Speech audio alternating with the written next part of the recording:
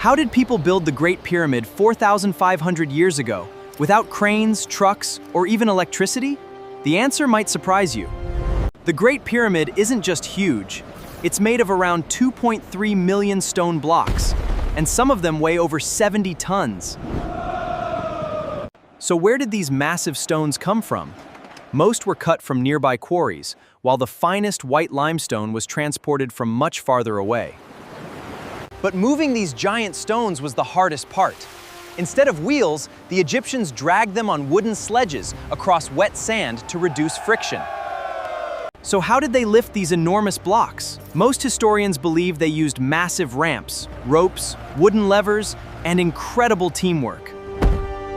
Even more incredible, the pyramid was built with astonishing precision. Some stone joints are so tight that you can barely fit a credit card between them. How did they achieve this without modern machines? But here's the biggest mystery. How did they align the entire pyramid almost perfectly with true north, thousands of years before GPS? Some people say aliens built the pyramids. Did see? But there's absolutely no scientific evidence to support that claim.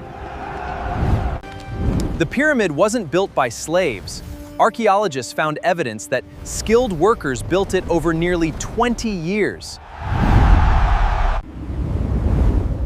Inside the Great Pyramid are narrow passages, massive chambers, and hidden spaces that still puzzle scientists today.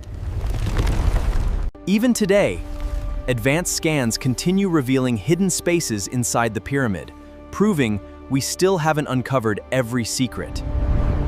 The Great Pyramid wasn't built by magic or aliens.